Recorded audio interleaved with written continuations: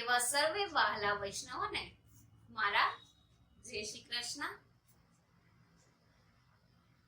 તો ગઈકાલે આપણે શ્રી હરિરાયજી રચિત બૃહદ શિક્ષાપત્રમાં શિક્ષાપત્ર પહેલું કે જેમાં 1 થી લઈને 13મા શ્લોક સુધી આપણે લાઈવ સત્સંગ કર્યો ને આજે આપણે શિક્ષાપત્ર જે પહેલું છે તેમના 14મા શ્લોકથી લાઈવ સત્સંગની શરૂઆત કરશું। સત્સંગની શરૂઆત કરતા પહેલા બોલો શ્રી મદન મોહનલાલ પ્યારે કી જય, શ્રી શ્યામ સુંદર શ્રી યમને મહારાણી કી જય, શ્રી વલ્લભાધીશ કી જય। તો હવે આપણે શિક્ષાપત્ર પહેલું જે છે એમના 14મા શ્લોકથી શરૂઆત કરશું, પરંતુ એ પહેલા વૈષ્ણવોને મારી વિનંતી છે કે આ વિડીયોને વધુ ને વધુ શેર કરો, જેથી કરી અનેક વૈષ્ણવો સત્સંગનો લાભ પ્રાપ્ત કરી શકે। તો હવે આપણે 14મા શ્લોકથી સત્સંગ સાંભળીએ। તદુત્તરમ યયા ભાવઃ કેવલો વિરાત્મકઃ ફલમ તાથેવ યાત્રાપી ફલના કેવલસ્ય હિ। તો શિક્ષાપત્ર પહેલાના 14મા શ્લોકનો શબ્દાર્થ જાણીએ। આ પૂર્વના શ્લોકમાં જે ભાવ નિરૂપણ કર્યો તે પ્રાપ્ત થયા પછી માત્ર વિરહાત્મક ભાવ સિદ્ધ થાય છે। આ કેવળ વિરહાત્મક ભાવ અત્ર પુષ્ટિ માર્ગમાં ફળ છે। નિશ્ચય કેવળ વિરહાત્મક ભાવની સફળતા છે। હવે જાણીએ 14મા શ્લોકનું વિવેચન। ઉપર નિર્દેશ ભગવદ સેવા અને ગુણગાનમ સંયોગ અને વિપ્રયોગ મિશ્રિત છે। પછી એક વિરહાત્મક ભાવ પ્રગટે છે। જો ભગવાન કેવળ આ વિરહાત્મક ભાવનું દાન કરે તો એ જ પુષ્ટિ માર્ગમાં સર્વોપરી શુદ્ધ ફળ છે, બીજું કોઈ ફળ નથી। જ્યાં શ્રી આચાર્યજી આ અંતિમ એટલે કે ઉત્તરદળ વિપ્રયોગાત્મક ભાવનું દાન કરે છે ત્યાં સઘળા ફળ સિદ્ધ થાય છે। આ વિપ્રયોગનો ફળરૂપ કેવળ વિરહાત્મક ભાવમાં સઘળા પદાર્થ ભગવાન રૂપ જ દેખાય છે।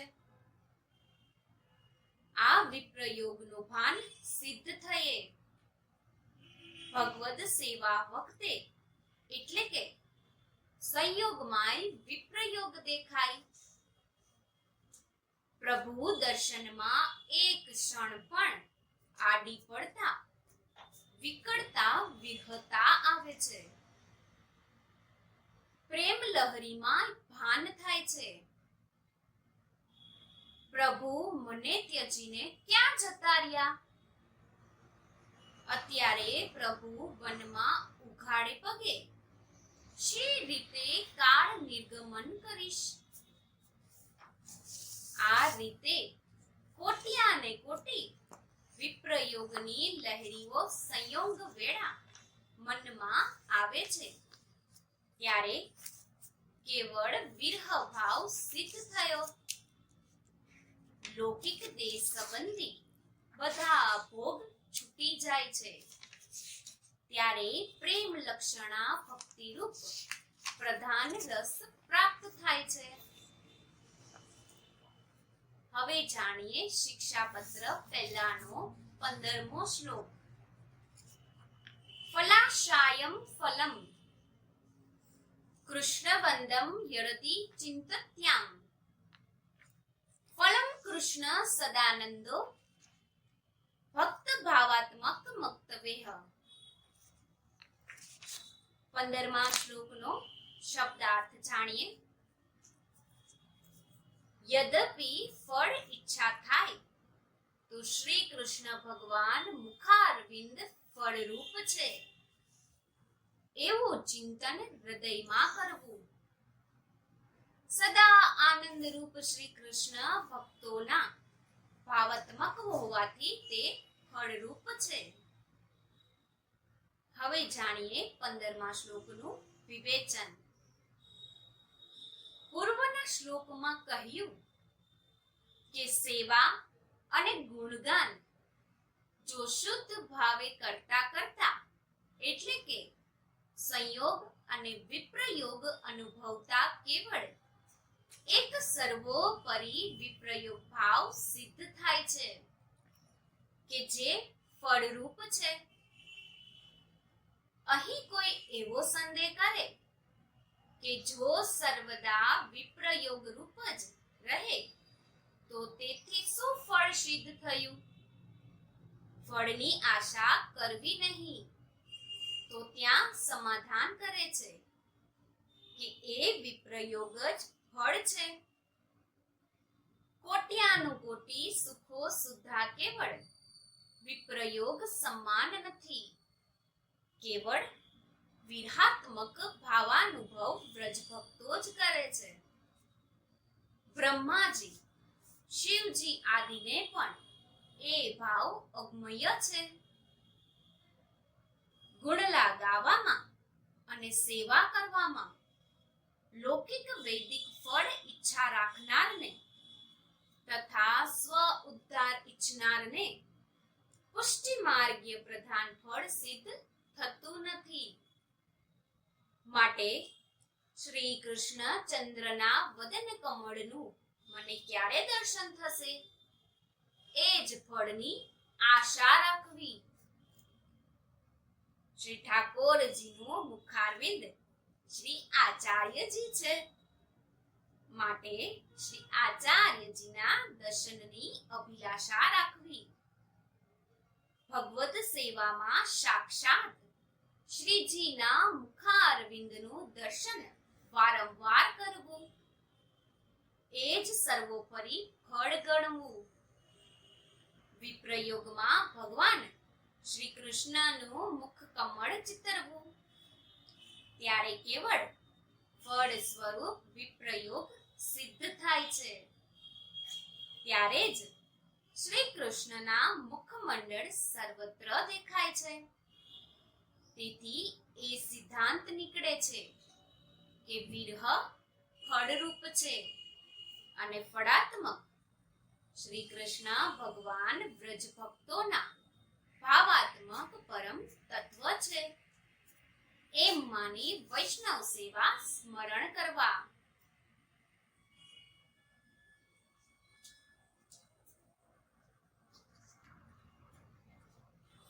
હવે જાણીએ શિક્ષાપત્ર પહેલાનો 16મો શ્લોક.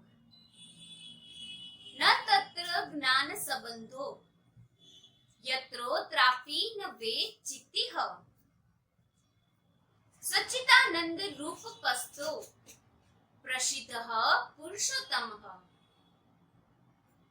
16મા શ્લોકનો શબ્દાર્થ જાણીએ. તત્ર જ્ઞાન સંબંધ નથી કેમ કે ત્યાં ચિત્તિ ચૈતન્ય જ્ઞાન નથી. પૂર્ણ પુરુષોત્તમ સચ્ચિદાનંદ સ્વરૂપ શ્રી કૃષ્ણ શ્રુતિ સ્મૃતિ આદિમાં પ્રસિદ્ધ છે. હવે જાણીએ 16મા શ્લોકનું વિવેચન. એવા રસાત્મક શ્રી કૃષ્ણ અનન્ય ભક્તોને અનુભવવા યોગ્ય છે. પુરાણ શાસ્ત્રમાં જ્ઞાન માર્ગની પણ મહત્તા દર્શાવેલી હોવા છતાં તમે ભક્તિ દ્વારા ઈશ્વર પ્રાપ્તિ શા માટે બતાવો છો? એવો કોઈ સંદેહ કહે તો ત્યાં સિદ્ધાંત કહે છે, શુદ્ધાદ્વૈતીય જ્ઞાન માર્ગમાં જ્ઞાની તેજોમય સ્વરૂપની ભાવના કરે છે.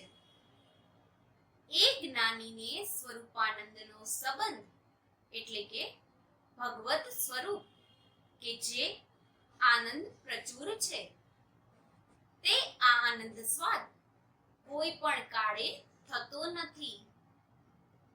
અક્ષર બ્રહ્મ કરતાય અધિક એવા પૂર્ણ પુરુષોત્તમ રસાત્મક વ્રજાધીશ ભગવાન શ્રી કૃષ્ણ સાથે જ્ઞાનીને સંબંધ નથી.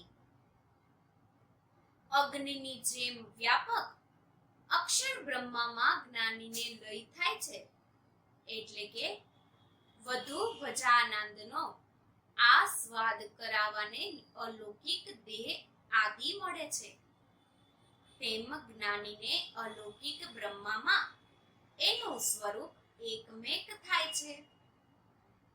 જેથી જે પ્રમાણે પુષ્ટિ ભગવદીઓને બ્રહ્મનંદથી ये देह आदि प्राप्त થતા નથી, અને જો જ્ઞાનીને અલૌકિક દેહ પ્રાપ્ત થાય છે તો તે ભક્તિ રાસાનુભાવ કરે, પરંતુ જ્ઞાની તે બ્રહ્મલય પામે છે, એટલે ભજનાનંદનો અધિકાર કદીએ થતો નથી. એવા શુદ્ધાદ્વૈતીય જ્ઞાનને કદી આ સ્વરૂપ ભાવ કહેવો નહીં. શ્રી કૃષ્ણ ભગવાન સચ્ચિદાનંદ સ્વરૂપા રસાત્મક છે, એટલે શ્રી કૃષ્ણ ભગવાનનું સ્વરૂપ સતુ ચિતુ તથા આનંદથી પૂર્ણ અને રસાત્મક રસપૂર્ણ છે. જીવમાં સત અને ચિત એટલે કે જ્ઞાન એમ બંને ધર્મ છે, પરંતુ આનંદ તિરોહિત આચ્છાદિત છે. શ્રી ઠાકોરજીમાં જ પરિપૂર્ણ આનંદ છે. શ્રી ઠાકોરજી પરમાનંદ સ્વરૂપ છે. શ્રી કૃષ્ણ સર્વદા આનંદરૂપ પૂર્ણ પુરુષોત્તમ છે. શ્રી ભાગવત શ્રીમદ ભગવદ ગીતા અને ઉપનિષદમાં ભગવાન શ્રી કૃષ્ણને સર્વાધિક વર્ણવ્યા છે. શ્રી કૃષ્ણ શ્રુતિ સ્મૃતિ વગેરેમાં જ્ઞાનીઓના બૃહદ બ્રહ્મથી અધિક છે. બૃહદ શિષ્ટ જ્ઞાન સંપૂર્ણ છે, પણ આનંદ સ્વરૂપ છે. તો શ્રી કૃષ્ણ ભગવાન સદા નંદ છે, આનંદ પ્રચોર છે. તેતીરિયા ઉપનિષદમાં બ્રહ્મને પુરુષોત્તમનું ઉચ્ચ પ્રતિષ્ઠા રૂપે વર્ણવેલું છે. જ્ઞાનીનું અક્ષર બ્રહ્મ ગણિતાનંદ છે. પુરુષોત્તમ વ્રજાધીશ શ્રી કૃષ્ણનું ધામ પ્રતિષ્ઠા રૂપ છે. બ્રહ્મપુચ્છમ પ્રતિષ્ઠા અક્ષરાદિ ચોતમઃ અતોષ્ટિમ લોકે વેદે પ્રાતઃ પુરુષોત્તમઃ. ગીતા અને ઉપનિષદમાં આમ કહ્યું છે. અર્થ થાય છે, બ્રહ્મ પુરુષોત્તમનો ઉચ્ચ પ્રતિષ્ઠા છે. હું અક્ષર બ્રહ્મથી ઉત્તમ છું. હું શ્રી કૃષ્ણ વેદમાં અને લોકમાં પુરુષોત્તમને નામે પ્રસિદ્ધ છું. એ પ્રમાણે અનુસાર શ્રી આચાર્યજી શ્રી કૃષ્ણાય ગ્રંથમાં કહે છે, પ્રાકૃતાઃ સકલા દેવ ગણિતાનંદકમ બૃહત પૂર્ણાનંદો હરિસ્તામ કૃષ્ણ એવ ગતિમર્મમ. અર્થ છે, સકળ સર્વ દેવો પ્રાકૃત છે, બૃહદ બ્રહ્માનો આનંદ ગણિત છે. શ્રી હરિ શ્રી કૃષ્ણ પૂર્ણાનંદ છે, માટે શ્રી કૃષ્ણ ભગવાન જ મારું આશ્રય સ્થાન હજો. એ રીતે રસાત્મક શ્રી કૃષ્ણને બીજા સર્વદાય કરતાય સ્વતંત્ર પૂર્ણ પુરુષોત્તમ જાણવા. હવે જાણીએ શિક્ષાપત્ર પહેલાનો 17મો શ્લોક. પૂર્વાવસ્થા ફલમ કૃષ્ણ કેવલસ્તવર મતઃ તસ્ય વાસ્યમ કૃપા પૂર્ણઃ પ્રભુઃ શ્રીવલ્લભાતિહ. 17મા શ્લોકનો શબ્દાર્થ જાણીએ.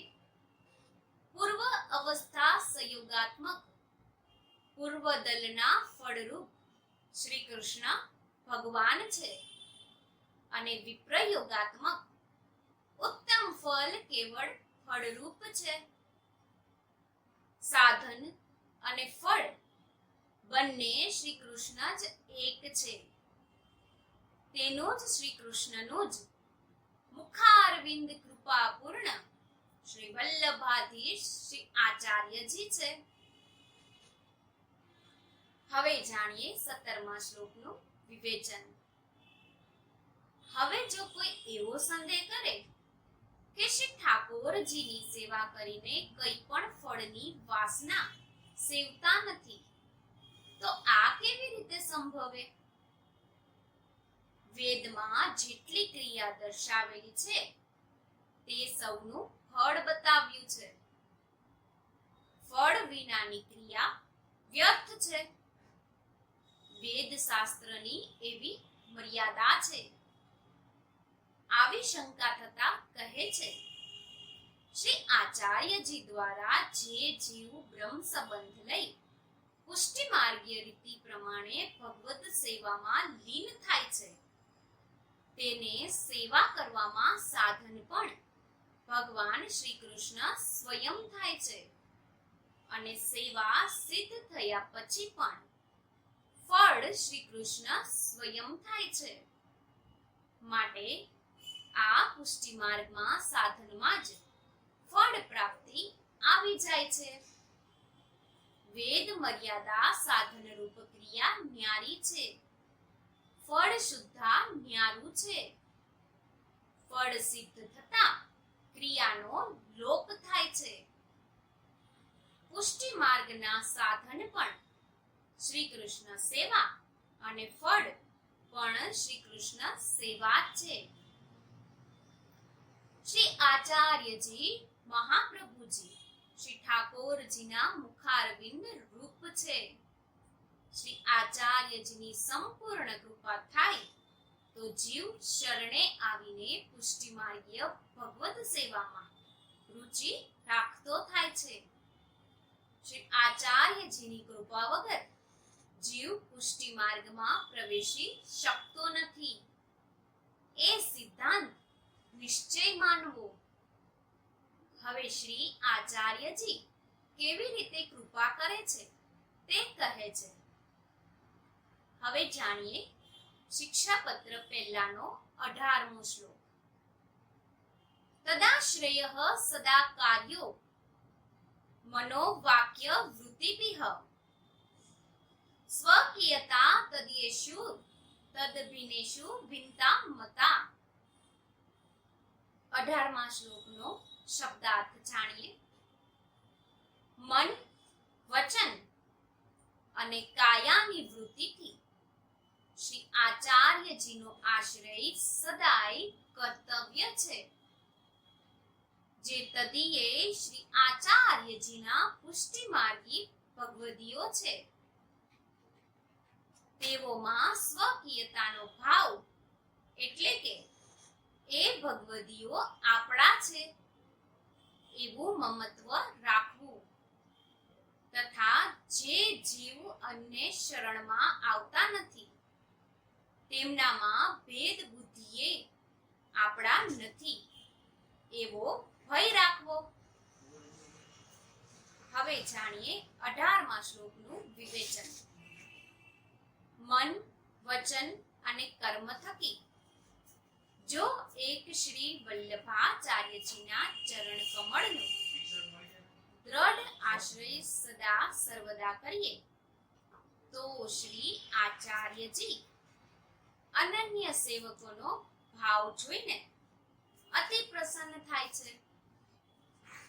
શ્રી આચાર્યજીનો આશ્રય જ્યાં સુધી હૃદયમાં દ્રઢ નહીં થાય ત્યાં લગી કોટિયાનું કોટી સાધનથી રંજક ફળ શુદ્ધ સિદ્ધ થતું નથી. શ્રી ગુસાઈજી વિગવિતમાં કહે છે, અન્ય સંબંધો પી કંદરામેવ બાધતે. એમનો અર્થ છે, અન્ય સંબંધનો ગંધે મારી ગરદન કાપે છે. હવે સંભારવાળા શ્રી દામોદરદાસજીની વાર્તામાં કહ્યું છે, એમની સ્ત્રીએ અન્યનો આશ્રય કર્યો, તેથી પુત્ર મલેચ્છ થયો. ભક્તિ માર્ગમાં અન્યનો આશ્રય મહાબાધક ગણાય.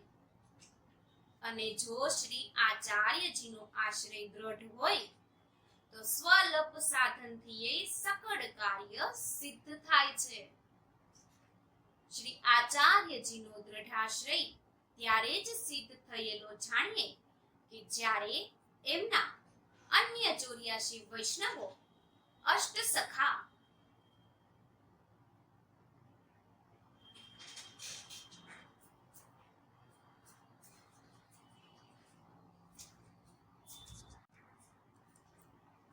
આદિ જેવો મન, વચન તથા કાયાથી એક શ્રી આચાર્યજીને જાણે છે.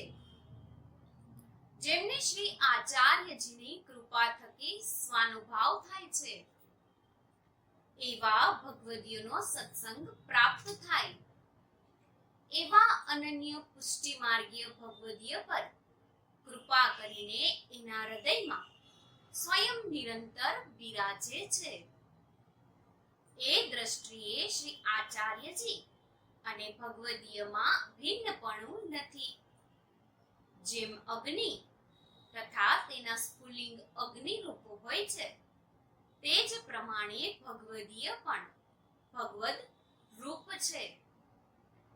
એવા અનન્ય ભગવદીઓ પર ભિન્નત્વ રાખનાર પર શ્રી આચાર્યજી કૃપા કરતા નથી. દ્રષ્ટાંત છે, રામદાસજીએ એક વખત પોતાની સ્ત્રીને કહ્યું, છાણા સંકેલી લે, નહીં તો વૈષ્ણવો લઈ જશે. આ શબ્દોનું શ્રવણ કરતા જ શ્રી આચાર્યજીએ ક્રોધપૂર્વક એમનો ત્યાગ કર્યો અને એમને કેટલાક જન્મનો અંતરાય થયો.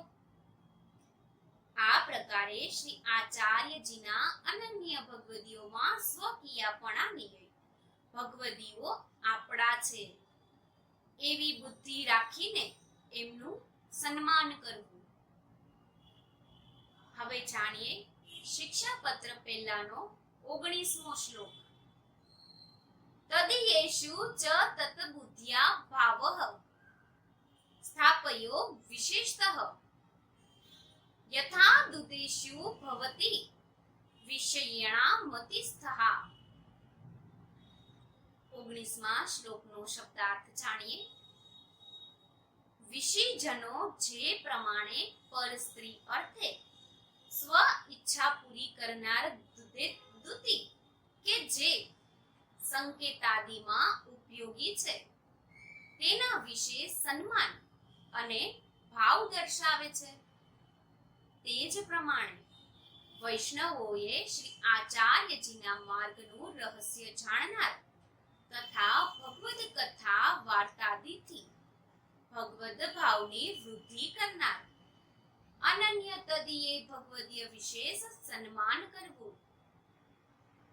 હવે જાણીએ વિવેચન. તદીયમાં લૌકિક બુદ્ધિ રાખવી નહીં. એમાં માનવું કે જો તદીય ભગવદીય પ્રસન્ન થશે તો શ્રી આચાર્યજી પ્રસન્ન થતા ફળદાન કરશે. લૌકિક દ્રષ્ટાંત આપીને આ વાત સ્પષ્ટ કરે છે કે વિષયી જનોનો કામ પરકીયા સ્ત્રીથી આદિ સિદ્ધ થાય છે, પણ એ કામ સિદ્ધ થવામાં પોતાના સમાચાર પરકીયાને પહોંચાડનાર તથા પરકીય સમાચાર લાવનાર દૂતીની અત્યંત જરૂર રહે છે. તેથી જ વિષયીજનો પોતાના કર્મ સિદ્ધ કરનાર દૂતીના પ્રત્યે અધિક સ્નેહ સન્માન આદિ દર્શાવે છે. તે જ રીતે વૈષ્ણવોએ પોતાનું કાર્ય પ્રભુનું મિલન સિદ્ધ કરાવી આપનાર અનન્ય ભગવદીઓનો સત્સંગ મેળવી લેવો. એ ભગવદીયના સત્સંગમાં ભગવદ કથા કરાવીને ગુણલા ભગવદ સેવાદી કરવા. ત્યારે આપમેળે ભગવત ભાવની વૃદ્ધિ થાય છે. પ્રેમ ભગવદીયના હૃદયમાં બિરાજે છે. ભગવદીય મારફત પ્રભુ કૃપા કરે છે. ભગવદીયમાં ભગવત સમાન ભાવ રાખીને એમનું સન્માન કરવું. પ્રેમ પાત્ર પર સ્ત્રી કિમીને તે દૂતી સંદેહ પહોંચાડે છે. માટે કામી પુરુષ દૂત પ્રત્યે વધુ પ્રેમ રાખે છે. તેથી જ શ્રી આચાર્યજી અને ભગવાન શ્રી કૃષ્ણ અનન્ય તદીય ભગવદીયના હૃદયમાં બિરાજે છે. એવા ભગવદીય જેનું લક્ષણ હવે પછીના શ્લોકમાં અપાશે. પોતાના સંગમાં આવતા જીવને શ્રી આચાર્યજીનો માર્ગ વધુ સ્પષ્ટ છે અને ભગવદ લીલાનો જે આસ્વાદ સ્વયં અનુભવે છે તે કવિચિત દર્શાવી સ્વસમાગમમાં આવતા વૈષ્ણવોમાં ભગવત ભાવ વધારે છે. માટે તદીય ભગવદીઓથી શ્રી આચાર્યજીને અને પ્રભુને પ્રાપ્ત કરાવી આપનાર દૂતી જેવો જ છે. તેવી જ એમને અવશ્ય સત્સંગ કરવો અને વિશેષ સન્માન કરવું. હરિગુણ વૈષ્ણવ સરખા લેખો, ભિન્ન ભાવ હૃદય નવ દેખો. દાસપણું ઋણેતું રહેજો, તન મન ધન વિવેક સૂજી. હવે જાણીએ શિક્ષાપત્ર પહેલાનો 20મો શ્લોક. ધનમ ગૃહમ યથા કૃષ્ણે તથા ભક્તિ સ્થિપ ચ વિનિયો કર્તવ્યેવ હિ પ્રભુ ભાર્વો ભવિષ્યતિ. 20મા શ્લોકનો શબ્દાર્થ જાણીએ. શ્રી ઠાકોરજીને વિશેષ જેમ ધન ગૃહ આદિનો વિનિયોગ ભાવપૂર્વક કરીએ છીએ તે જ પ્રમાણે ભક્તિમાં સ્થિત કરીને રહેલા અનન્ય ભગવદીયને અર્થે ધન અને ગૃહ વગેરેનો વિનિયોગ કરવો. આ રીતે નિશ્ચય ભગવાનનો ભાવ પ્રસન્નતા સિદ્ધ થાય છે અથવા ભગવત ભાવમાં અતિવૃદ્ધિ થાય છે. હવે જાણીએ વિવેચન.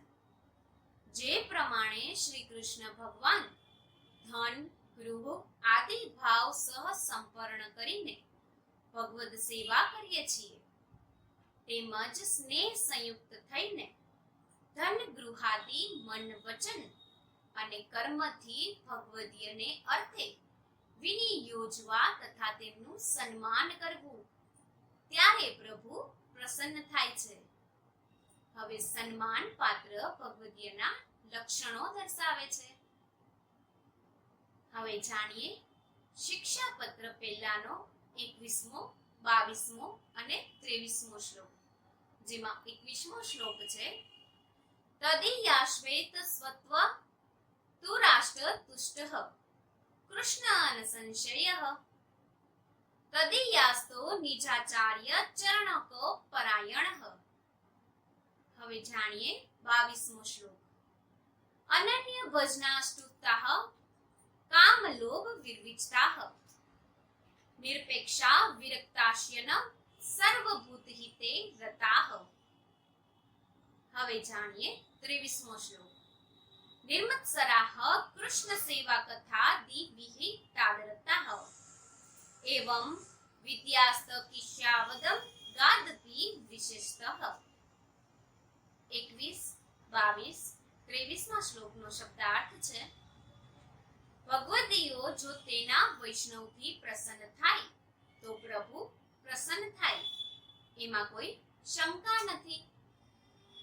જેમને એક શ્રી આચાર્યજીના ચરણ કમળનો દૃઢાશ્રય છે, જે બીજા દેવના આશ્રય રહિત થઈને શ્રી કૃષ્ણનું અનન્ય ભજન કરે છે, જે કામને લોભથી વિરક્ત છે, જેને કશાની અભિલાષા નથી, જે વિરક્ત હોય, ભગવત ચરણ વિના બીજી આસક્ત રહિત હોય છે, અને જેને સઘળા પ્રાણીના કલ્યાણમાં પ્રીતિ હોય, ઈર્ષા રહિત હોય, પ્રભુ સેવા કથામાં આદર ધરાવતા હોય, એવા ભગવદીઓ જો મળી શકે તો તેના સત્સંગથી વધુ લાભ પ્રાપ્ત થાય.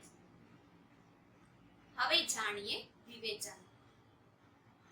હવે જો કોઈને સંદેહ થાય કે પ્રભુ સેવા આવશ્યક છે, તેથી તે કર્તવ્ય છે, પરંતુ ભગવદીઓને શા માટે થવી જોઈએ, તેનું સમાધાન કરતા કહે છે, આપણે જો ભગવદીઓને સેવા સન્માન આદિથી સંતુષ્ટ કરીએ તો શ્રી કૃષ્ણ ભગવાને સંતુષ્ટ થાય, અને જો ભગવાન અસંતુષ્ટ બને તો પ્રભુએ અસંતુષ્ટ થાય છે.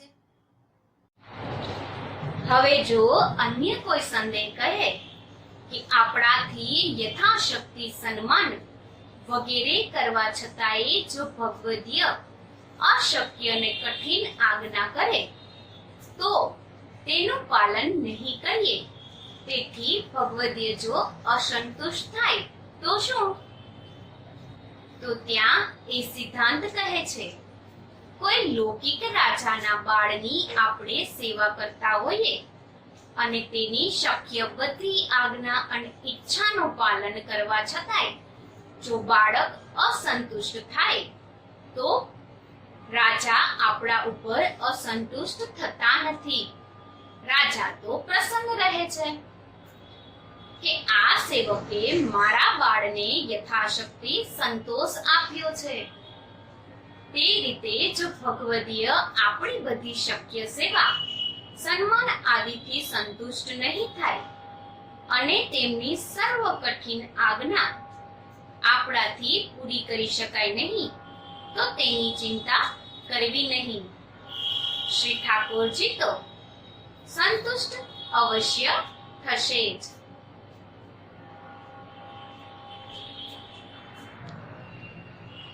હવે કેવા લક્ષણ વાળા વૈષ્ણવોની સેવા કરવી તે કહે છે. પહેલું, કેવળ શ્રી આચાર્યજીના ચરણ કમળની ભક્તિમાં પરાયણ હોવા અને નિરંતર શ્રી આચાર્યજીના શરણની જ ઈચ્છા રાખતો હોય. બીજું, શ્રી ઠાકોરજીની સેવાથી જ સંતુષ્ટ રહેતો હોય, બીજા દેવનું ભજન સપનમાંય કરતો ન હોય. ત્રીજું, જે બીજી કોઈ કક્ષાની અપેક્ષા રાખતો ન હોય, ત્રિલોક પર્યત બ્રહ્માનંદ તથા મોક્ષની તુચ્છ ગણાતો હોય. ચોથું, લૌકિક કામ, મદ, મત્સર, લોભ અને વિષય વાસનાનો જેનામાં ગંધેય ન હોય, દ્રવ્યથી સકળ લૌકિક કાર્ય સરે છે, તે દ્રવ્ય અર્થે પણ ધર્મ વેચતો નહીં હોય, તે દ્રવ્ય લોભી પણ ન હોય. પાંચમું, જે નિરપેક્ષાથી ભગવત સેવા કરતો હોય, મનમાં પણ લૌકિક વૈદિક કામના રાખતો ન હોય, કોઈ પણ રાજદ્રવ્યનો આશા મનમાં રાખતો ન હોય. છઠ્ઠું, મનથી વિરક્ત રહે, સ્ત્રી, કુટુંબ, ગૃહ આદિ તે સંબંધી સકળ જગતમાં દ્રઢ વૈરાગ્ય રાખતો હોય, કોઈ પાસે સ્વાર્થ વંશ કઈ યાચના કરતો ન હોય. શ્રી કૃષ્ણ ભગવાન જ મારા સર્વ કાર્યો સિદ્ધ કરશે, મારો ધર્મ તો ભગવદ સેવા જ છે એમ માનતો હોય.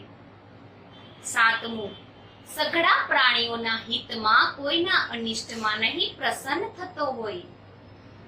આઠમું, બીજાનો ઉત્કર્ષ સહન નહીં કરવો તો મત્સરથી રહિત હોય.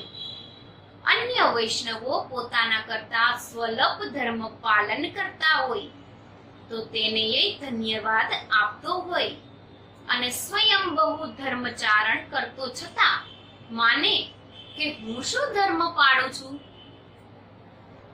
હવે જાણીએ નવમું, જે સઘળી ઇન્દ્રિયોને ભગવત પરાયણ કરવાને નિરંતર શ્રી કૃષ્ણ સેવા આદરથી કરતો હોય અને ભગવત સેવામાં રુચિ ઉત્પન્ન કરવા જે શ્રી કૃષ્ણ ભગવાનની કથાએ આદરપૂર્વક શ્રવણ કરતો હોય.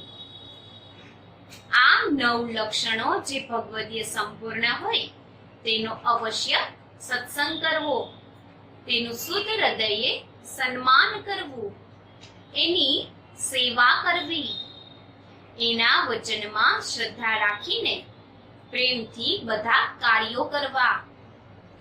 આવું આચરણ જો વૈષ્ણવ કરે તો શ્રી આચાર્યજી પ્રસન્ન થઈને આનંદદાન આપે છે. હવે જાણીએ શિક્ષાપત્ર પહેલાનો 24મો શ્લોક. સર્વથા શુદ્ધ ભાવનામ સ્વકૃતાના કૃપાલુના સર્વ શ્રી વલ્લભાચાર્ય પ્રસાદેન ભવિષ્યતિ. 24મા શ્લોકનો શબ્દાર્થ છે, દયાવાન શ્રી ઠાકોરજી, શ્રી મદાચાર્યજી અને ભગવતીઓએ જેમને પોતાના કરીને સ્વીકારેલા છે તેવા શુદ્ધ ભાવવાળા ભક્તોના સઘળા કાર્યો બધા પ્રકારે શ્રી વલ્લભાચાર્યજીના પ્રસાદ થકી સિદ્ધ થશે. હવે જાણીએ 24મા શ્લોકનું વિવેચન. આ અગાઉ જે પ્રકારે બતાવેલા છે તે શુદ્ધ પવિત્ર ભાવથી કરવાના રહે છે. ભગવાન શ્રી કૃષ્ણની કથાનું શ્રવણ શુદ્ધ પવિત્ર ભાવથી કરવું, વૈષ્ણવ સેવાએ શુદ્ધ ભાવથી કરવી, ગુરુજીની સેવામાં, સર્વ ભગવત લીલામાં અને ભગવદ સામગ્રીમાં શુદ્ધ પવિત્ર ભાવ રાખવો. ત્યારે ભગવદીય પ્રસન્ન થાય અને કૃપા કરે, એટલે કે ભગવાન પણ કૃપા કરે છે. અહીં કોઈ સંદેહ કરે કે ધર્મ અત્યંત કઠિન છે, આ કલિયુગમાં જીવથી એનું પાલન શી રીતે થાય? જીવથી તો કોઈ પણ ધર્મ અત્યંત કઠિનથી સિદ્ધ થાય છે ને સિદ્ધાંત કહે છે શ્રી વલ્લભાચાર્યજી કળિયુગના જીવો પર કૃપા કરવાને પ્રકટ થાય છે. એમણે સેવા કૃષ્ટ પુષ્ટિ માર્ગ પ્રકટ કર્યો. શ્રી આચાર્યજીની કૃપા થકી તેઓ ધર્મ શરણમાં આવશે. જો કે જીવ માટે તો બધું જ કઠિન છે, કેમ કે સ્વભાવથી જીવ દુષ્ટ છે. જીવા સ્વભાવ તો દુષ્ટાહ, પરંતુ શ્રી આચાર્યજી તો જેના પર કૃપા વરસાવે તેને સર્વ કંઈ સુગમ છે.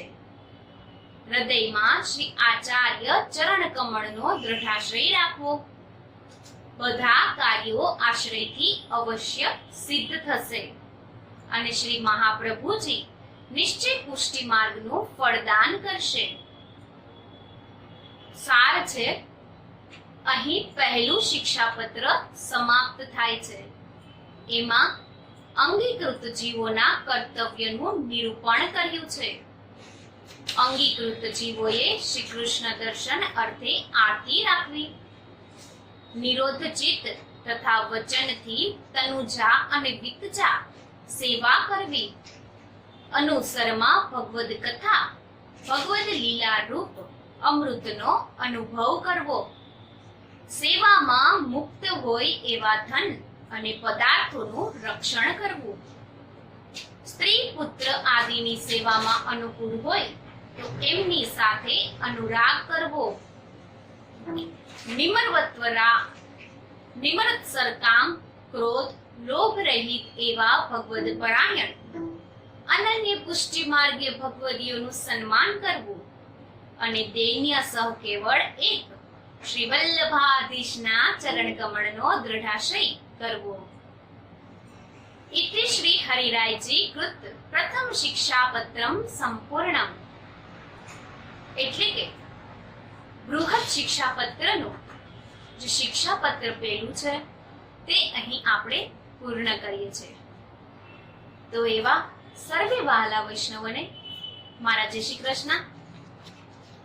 અને જો તમને આ વિડીયો ગમ્યો હોય તો આ વિડીયોને અવશ્ય શેર કરજો, જેથી કરી અન્ય વૈષ્ણવો આ સત્સંગનો લાભ પ્રાપ્ત કરી શકે.